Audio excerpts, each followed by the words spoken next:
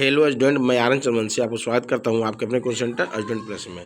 आज का video class 10 का है, लाइफ साइंस का, ठीक ना। Model activity comprehension. ये वीडियो 50 मार्क्स का है, 50 मार्क्स का है, ठीक ना। और इस जो बच्चे इस साल एग्ज़ाम देंगे, इसके लिए माध्यमिक एग्जाम देंगे, इसके लिए ये वीडियो बहुत ही इम्पोर्टेंट है। ओके, अब वीडियो शुरू कर रहे हैं। ओके, देखिए पहला क्वेश्चन दिया है, ठीक है। ये लाइफ साइंस का क्लास 10 का फुल मार्क्स कितना 50 का, पार्ट 8, ठीक है। पहला क्वेश्चन दिया है कि संबंधित क्रमांक के साथ प्रत्येक प्रश्न का सही उत्तर चुनकर उत्तर को पूर्ण वाक्य में लिखिए, यानी पूर्ण वाक्य में लिखिए। देखिए बाबू, हम इसको बहुत अच्छी तरह समझाएंगे आप लोग को, बहुत अच्छी तरह से आप लोग ये नोट कर लीजिएगा, ठीक ना। एग्जाम के नज़रिए से ये सब क्वेश्चन बहुत ही इंपॉर्टेंट है। क्वेश्चन दिया गया है कि उस हार्मोन का चयन करें जो पौधे के इंटर नोड के विस्तार के लिए जिम्मेदार है, ठीक ना। इसका सही आंसर हम डायरेक्ट सही आंसर बता रहे हैं। 4 ऑप्शन दिया है, यह सही आंसर होगा आपका। यहाँ भूल से जिबेरेलिन है, भूल से गिबेरेलिन लिखा गया, आप जिबेरेलिन कर लीजिएगा, ठीक है। इसका आंसर जिबरेलिन है। Okay, gibberellin. ओके, इसको लिखिए किस तरह से, इस तरह टिक लगा के नहीं लिखना है। लिखना किस तरह से है कि क्वेश्चन दिया कि उस हार्मोन का चयन करें जो पौधे के इंटरपोड के विस्तार के लिए जिम्मेदार। तो लिखिएगा कि जिबेरलिन हार्मोन जो लिखिएगा, जिबेरलिन हार्मोन जो पौधे के इंटरनोड के विस्तार के लिए जिम्मेदार है। ओके, इस तरह लिखिएगा तो आपको बहुत अच्छा मार्क्स मिलेगा, ठीक ना। ओके, क्वेश्चन नंबर सेकेंड को जा रहे हैं। ऑप्शनल क्वेश्चन है। सेकंड क्वेश्चन देख क्या बोला है कि निम्न कथनों से उस समस्या की पहचान कीजिए जो निकट दृष्टि दोष से संबंधित है। ऑप्शन ए दिया है आंख के लेंस की लोच का नुकसान। ऑप्शन बी दिया रेटिना के सामने किसी वस्तु की छवि का निर्माण। ऑप्शन सी दिया आंख की लेंस की पारदर्शिता का नुकसान। और ऑप्शन डी दिया रेटिना के पीछे किसी वस्तु की छवि का निर्माण। इसका बाबू सही आंसर होगा आपका, इसका सही आंसर होगा ऑप्शन नंबर बी, है ना। ऑप्शन नंबर 20 का सही आंसर है। इस जैसे हम लिखाए थे उस तरह से लिखिएगा कि रेटिना के सामने किसी वस्तु की छवि का निर्माण ही निकट दृष्टि दोष से संबंधित समस्या का पहचान है। इस तरह लिखिएगा तो नंबर आपको ज़्यादा मिलेगा। ओके, क्वेश्चन नंबर 1.3 देखिए क्या दिया है। 1.3 दिया है कि तय करें कि निम्न में से कौन सा जोड़ा सही है। ऑप्शन दे दिया ए बी सी डी। देखिए इसका सही आंसर हम डायरेक्ट बता दे रहे हैं आपको। इसका सही आंसर आपका है ऑप्शन नंबर डी। क्या आंसर दिया, एडीएच वृक्क नलिकाओं में पानी के पुनः अवशोषण के लिए जिम्मेदार। ओके, इसका ही सही आंसर है ऑप्शन नंबर डी। ओके, आप लोग नोट कर लीजिएगा, इसे याद कर लीजिएगा, एग्जाम के नज़रिए से भी बहुत इंपॉर्टेंट है। अब नेक्स्ट क्वेश्चन देखिए क्या दिया है। अब ये क्वेश्चन जो दिया है ये क्वेश्चन ऑप्शनल है, और ये क्वेश्चंस ठीक ना। ये क्वेश्चंस देखिए बहुत इंपॉर्टेंट। देखिए क्वेश्चन नंबर 4 दिया है कि मानव शरीर में कपाल नसों की संख्या निर्धारित करें, ठीक ना। ऑप्शन ए दिया 10 जोड़ा, ऑप्शन बी दिया 12 जोड़ा, ऑप्शन सी दिया है 21 जोड़ा, ऑप्शन डी दिया है 31 जोड़ा। तो इसका सही आंसर होगा बाबू आपका, बता दे रहे हैं, इसका सही आंसर होगा आपका ऑप्शन नंबर बी, जैसे सही 12 जोड़ा। तो क्या लिखिएगा आप कि मानव शरीर में कपाल नसों की संख्या 12 जोड़ा है। लिखिएगा आप आंसर में कि मानव शरीर में कपाल नसों की संख्या 12 जोड़ा है। इस तरह लिखिएगा, बोला भी है इस तरह से लिखने के लिए, इस तरह लिखिएगा आप। क्वेश्चन नेक्स्ट दिया कि उस पौधे का चयन करें जो पत्तियों की सहायता से प्रकृति में वानस्पतिक रूप से फैलाता है। तो इसका आंसर होगा आपका ब्रायोफिलम। तो लिखिएगा कि ब्रायोफिलम जो पत्तियों की सहायता से प्रकृति में वनस्पतिक रूप से फैलाता है, ठीक है। इस तरह से लिखिए, ऑप्शन नंबर डी आपका सही आंसर है, ठीक है, 1.5 का। ओके, अब क्वेश्चन नंबर नेक्स्ट देखेंगे। क्वेश्चन नंबर नेक्स्ट क्या दिया है कि उस सही कारण का निर्धारण करें जिसके लिए मेंडल ने मटर के पौधे को संकरण प्रयोग के लिए चुना था। देखिए इसका सही 4 ऑप्शन दिया है, लेकिन इसका सही आंसर क्या है, इसका सही आंसर है ऑप्शन नंबर डी, ठीक ना, कि बाहर से अन्य पात्रों की मिश्रण की संभावना कम है क्योंकि मटर के फूल स्वयं परागण कर रहे हैं, ठीक है। इस तरह से लिख लीजिएगा आप लोग। ओके, क्वेश्चन नंबर 1.7 है।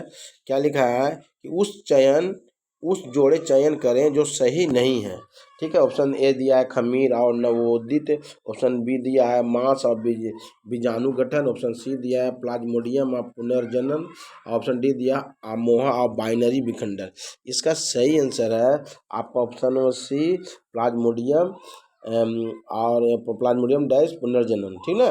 क्वेश्चन नंबर नेक्स्ट फिर दिया है कि गिनी पिग में ब्लैक एंड स्मूथ फेनोटाइप की अभिव्यक्ति के लिए निम्न में से कौन से दो जीनोटाइप जिम्मेदार है, इनकी पहचान करें। इसका सही आंसर आपका है ऑप्शन नंबर बी। इसका सही आंसर क्या है, ऑप्शन नंबर बी दिया है कि capital double B small double R और कैपिटल बी स्मॉल बी और स्मॉल डबल आर। ओके, सही आंसर ऑप्शन नंबर बी इसका सही आंसर है। ओके, आप नोट कर लीजिएगा। ठीक है, क्वेश्चन नंबर नेक्स्ट दिया 1.8 दिया है कि सामान्य पिता और वर्धनवाहक माता से जन्म लेने वाली वर्धांता पुत्रियों की प्रायिकता ज्ञात करें। इसका सही आंसर होगा आपका ऑप्शन नंबर ए 0 डिग्री। लेकिन इसको पूरा सेंटेंस में लिखिए, जिस तरह से हम बताएं तो उस तरह सेंटेंस में लिखिएगा। ठीक है, नौ तो क्वेश्चन हो चुका है। अब देखिए नेक्स्ट क्वेश्चन देखते हैं हम लोग। ये है ब्लैंक खाली स्थान और ये है 3 गो है 1-1 नंबर का। ठीक है, 3 क्वेश्चंस दिए हैं 1-1 नंबर का। निम्नलिखित वाक्यों में उचित शब्दों में रिक्त स्थानों की पूर्ति करो। बहुत इंपॉर्टेंट है क्वेश्चन। क्या दिया है देखिए कि 2.1 का कि नारियल पानी में खाली स्थान हार्मोन होता है, तो कौन हार्मोन होता है, साइटोनिक। क्या भरे हम लोग, साइटोनिक। देखिए साइटोनिक भरे हैं, इस सही आंसर 100% सही है। कबूतर के एक पंख खाली स्थान में रेनिजिस नामक पंख होते हैं। इसका सही आंसर क्या होगा, 23 पंख। ऑप्शन 2.3 दिया कि आरएनए में खाली स्थान थाइमिन होता है, तो इसका आंसर होगा यूराइसिल। ओके, अब देखिए नेक्स्ट की ओर जाएंगे। ये ट्रू फॉल्स है, इसमें भी दिया है 3 क्वेश्चन 1-1 नंबर का। ठीक ना। क्या क्या दिया है कि तय करें, कि लिखा क्या है 3 नंबर में कि तय करें कि निम्न कथन सही है या गलत। देखिए क्या क्वेश्चन दिया पहला 3.1 का कि यौन प्रजनन में 2 पैतृक जीवों की आवश्यकता होती है, कि क्या ये फॉल्स है गलत है। ठीक ना, हम फर्स्ट लिख दिए बॉक्स में, इस तरह आप लोग लिख लीजिएगा। पुष्पीय पौधे में बीजांड 3.2 का है कि पुष्पीय पौधों में बीजांड निषेचन के बाद फल में परिवर्तित हो जाता है, ये भी गलत है। हम फर्स्ट लिख दिए हैं, आप लोग लिख लीजिएगा।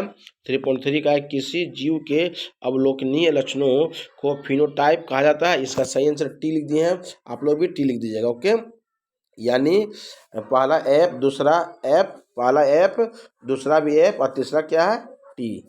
ओके, अब क्वेश्चन नंबर 4 जाते हैं। ठीक है,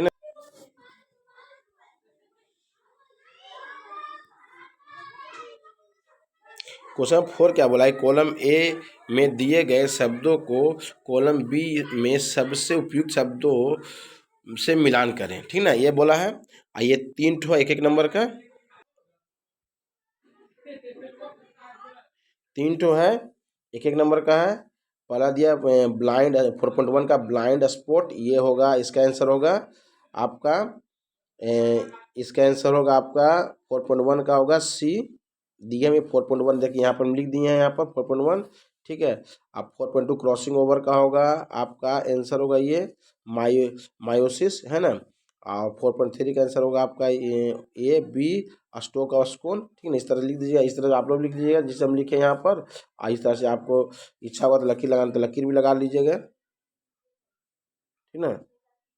ओके, ये 4 का भी कंप्लीट हो गया। अब 5 देखिए, एक शब्द या एक वाक्य में उत्तर दीजिए।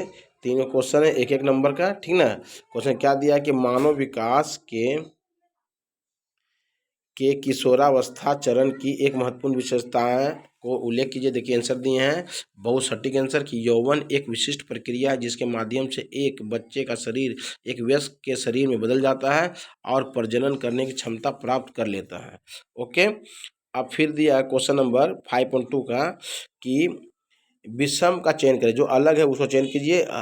लिखा है क्वेश्चन के हरे रंग के मटर के बीज, मटर के हरे रंग की फली, गिनपिंग में सफ़ेद कोट और गिनपिंग में चिकनी कोट। इसका सही आंसर देखिए हम चुने हैं, ये होगा आंसर गिनपिंग में चिकनी कोट। ठीक है, ये आंसर सही होगा। ओके, और नेक्स्ट देखिए उसी में दिया है कि नीचे एक सही संबंधित शब्द है। ठीक ना, ये नीचे एक संबंधित जोड़ा है, पहली जोड़ी संबंध को समझा, दूसरी जोड़ी का स्थान भरे। तो देखिए हम भरे भी इसको है कि माइटोसिस, क्या लिखा है, माइटोसिस, देखिए माइटोसिस और उसका भ्रूण मूल और यहाँ बीजाणु मात्र को इसका इसमें भरे हैं मायोसिस, जो सही है। ओके, ठीक है, आप लोग नोट कर लीजिएगा। अब 6 का देखिए, ठीक ना, 6 का क्वेश्चन क्या दिया है कि दिया है क्वेश्चंस की 2 या 3 वाक्य में उत्तर दीजिए। 7 क्वेश्चन है, 2-2 नंबर का, ठीक ना। लिखा है कि निम्नलिखित विशेषताओं के आधार पर अंतःस्रावी और बहिःस्रावी ग्रंथियों के अंतर कीजिए, ठीक है। पॉइंट दिया 2 ठो, नलिकाओं की उपस्थिति, अनुपस्थिति और उत्पादन स्रावित। ओके, अब देखिए इसका हम दिए लिखे हैं अंतर। देखिए अंतर है ये हमारा विशेषता, ये अंतःस्रावी ग्रंथि और बहिःस्रावी ग्रंथि, और विशेषता में लिख दिए नलिकाओं की उपस्थिति, अनुपस्थिति, और इससे लिखे कि यह नलिका विहीन ग्रंथि है, इस ग्रंथि के द्वारा प्रायः हार्मोन का स्राव होता है। इसमें लिखे कि ये नलिका युक्त ग्रंथि है, ये इन ग्रंथि के द्वारा विभिन्न प्रकार के रसों का स्राव होता है। इसमें लिखे हैं, नीचे में लिखे कि उत्पादन स्रावित, कि इसका स्राव अंतर्मुखी होता है, इस ग्रंथि का स्राव रक्त या लसिका के माध्यम से होता है। फिर इसमें लिखे हैं कि इसका स्राव बहिर्मुखी होता है, पाचक रस, लवण, आंतों के रस आदि। ओके, ठीक ना। देखिए 6.2 का दिया है कि समसूत्री विभाजन की सबसे लंबी अवस्था के दौरान केंद्रक में होने वाली परिवर्तनों का वर्णन कीजिए। देखिए आंसर लिखे हम लिखे हैं कि केंद्रक में समसूत्री विभाजन की लंबी अवस्था में परिवर्तन, समसूत्री विभाजन का सबसे पुराना चरण प्रोफेज चरण है। इस प्रोफेज चरण के दौरान केंद्रक में होने वाले परिवर्तन नीचे वर्णित है। नाभिक से जल का पृथक्करण, ठीक ना, पृथक्करण होता है। नतीजतन क्रोमैटिन जाली के क्रोमैटिन फाइबर धीरे धीरे अलग हो जाते हैं। क्रोमैटिन जालक संगठित और कुंडित होता है, थ्रेडेड क्रोमोसोम बनाते हैं। ओके, फिर देखिए लिखा है कि प्रत्येक गुणसूत्र 2 क्रोमैटिड बनाने के लिए लंबवत विभाजित होते हैं। परमाणु झिल्ली और न्यूक्लियस पहले छोटे होते हैं, ये टुकड़ों में टूट जाता है और प्रोफेज चरण के अंत में गायब हो जाता है। ओके, अब देखिए 6.3 का दिया है कि देखिए 6.3 का, ठीक ना, 6.3 का है क्या, 6.3 का दिया है कि ट्रॉपिक गति और नेस्टिक गति में 2 अंतर लिखिए। देखिए इसका आंसर हम लिखे होंगे यहाँ पर, देखिए लिखना क्या है कि ट्रॉपिक गति और नेस्टिक गति में अंतर क्या, आंसर लिखे हैं कि ट्रॉपिक गति में लिखे हैं कि ऐसी वक्रण की प्रेरित गति जो उद्दीपन की दिशा में निर्भर करती है। इसमें लिखे नेस्टिक गति में कि यह ऐसी वक्रण की प्रेरित गति है जो उद्दीपन की तीव्रता पर निर्भर करती है। दोनों में लिखे हैं कि इस गति पर पौधे की बनावट का कोई प्रभाव नहीं पड़ता। इसमें लिखे हैं कि इस गति पर पौधे की बनावट का प्रभाव पड़ता है। ओके, अब नेक्स्ट क्वेश्चन है 6.4 का कि स्वपरागन के एक लाभ और एक हानि लिखिए। देखिए क्या लिखे हैं, स्वपरागन के लाभ, स्वपरागन विधि में परागन के लिए पौधों या फूलों की अन्य प्रजातियों की आवश्यकता नहीं होती। स्वपरागन की हानि दिया कि स्वपरागन विधि द्वारा उत्पन्न संतान स्वभाव से कमजोर होती है। ओके, अब देखिए 6.5 का है क्वेश्चन, क्या दिया कि एक संकर में एफ का फिनोटाइप अनुपात 3:1 नहीं हो जाता है, उदाहरण सहित स्पष्ट कीजिए। देखिए आंसर इसका क्या लिखा है कि मंडल अनुवांशिक रूप से शुद्ध लंबे मटर के साथ शुद्ध छोटे मटर के साथ परागन करता है। जब परागन जोड़ा जाता है तो दूसरे संतान जुनू या F2 3:1 के अनुपात में लंबा और छोटा मटर पैदा करता है। यानी 75% लंबा और 25% छोटा। यद्यपि दूसरी संतान में उत्पन्न मटर के पौधों का फिनोटाइपिक अनुपात 3:1 है, 3 लंबा और 1 छोटा। लेकिन जीनोटाइपिक अनुपात जीन विश्लेषण से प्राप्त 1:2:1 यानी 25% शुद्ध लंबा TT है, 50% संकर लंबा टी स्मॉल टी और 25% शुद्ध छोटा डबल स्मॉल टी मटर। ओके, ये हो गया आपका 6.5 का। ठीक है, अब देखिए 6.6 का क्वेश्चन दिया है कि निम्नलिखित विशेषताओं के आधार पर अलैंगिक और लैंगिक प्रजनन के अंतर ज्ञात कीजिए। इसका पॉइंट दिया है कि इसी पर अंतर लिखना है कि युग्मकों का उत्पादन समसूत्रण या अर्धसूत्री विभाजन पर निर्भर होना चाहिए। देखिए इसका आंसर लिखे हम लोग हैं कि अलैंगिक और लैंगिक प्रजनन में अंतर, विषय है युग्मकों का उत्पादन, अलैंगिक प्रजनन और लैंगिक प्रजनन। इसमें आंसर दिए कि इसमें युग्मकों की आवश्यकता नहीं होती है, इसमें नर और मादा युग्मकों का सहयोग होता है। फिर दिया कि समसूत्रण या अर्धसूत्री विभाजन पर आधार, इस प्रकार के प्रजनन में केवल समसूत्री विभाजन होता है। इस प्रकार के विभाजन में युग्मक उत्पादन के दौरान मियोसिस या युग्मजन से संतानोत्पत्ति के दौरान माइटोसिस तब होता है जब कोशिका विभाजन होता है। ठीक है, कोशिका विभाजन होता है। ठीक है, क्वेश्चन नंबर 6.7 दिया है कि रेखा आरेख की सहायता से दिखाएं कि सूक्ष्म प्रवर्धन प्रक्रिया में पौधे कैसे बनते हैं। इसका आंसर दिया है, ठीक ना। इसका आंसर है, देखिए कि सूक्ष्म प्रवर्धन प्रक्रिया से पौधे कैसे बनते हैं। इसका एक आरेख नीचे दिया गया है। देखिए कि उपयुक्त पौधों के अंगों, कलियां या क्रॉस का चयन, फिर दिया नीचे एरो करके कि इसकी खेती और संस्कृति के माध्यम संस्कृति और क्रिस्टल का निर्माण, फिर दिया घट्टा बढ़ाकर काशीदार संरचना, और लास्ट में दिया एरो देकर के पौधे का निर्माण। ओके, अब दिया 7.1 कहा है कि निम्न प्रश्नों का उत्तर दे। 5x3 है, ठीक ना। क्वेश्चन क्या दिया कि समसूत्री विभाजन के मेटाफेज अवस्था का स्वच्छ चित्र बनाइए, निम्न भाग दिखाने बोला है। 3+2 है। क्या दिया है कि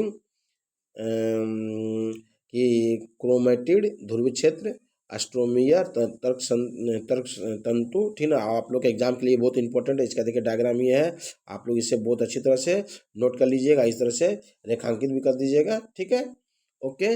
आप क्वेश्चन नंबर जो दिया है क्वेश्चन की मेटाफेज चरण की 3 विशेषताएं और कोशिका विभाजन के टेलोफेज चरण की 2 विशेषताएं लिखिए। 3+2 मेटाफेज की विशेषताएं दिया कि मेटाफेज चरण में परमाणु झिल्ली या न्यूक्लियस गायब हो जाता है, ठीक ना। फिर दिया है बी नंबर कि इस चरण के अंत में गुणसूत्र का केंद्रक अनुदैर्ध्य रूप से द्विभाजित होना शुरू हो जाता है।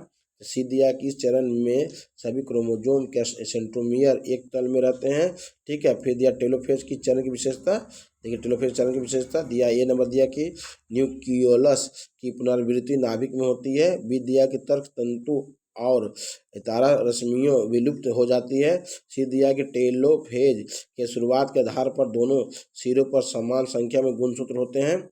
फिर दिया 7.2 का दिया है, 7.2 का दिया है। देखिए क्वेश्चन क्या दिया है कि यदि कोशिका चक्र के विभिन्न बिंदुओं पर सामान्य नियंत्रण खो जाए तो क्या हो सकता है। एक जीव में वृद्धि, प्रजनन और मरम्मत को नियंत्रित करने में कोशिका विभाजन की भूमिका का विश्लेषण करें। 2+3, ठीक है, 2+3 दिया है। देखिए दिया आंसर इसका कि कोशिका चक्र में विभिन्न बिंदुओं पर समान नियंत्रण खो जाता है तो अनियंत्रित कोशिका विभाजन होता है, जो बाद में ट्यूमर का निर्माण करता है।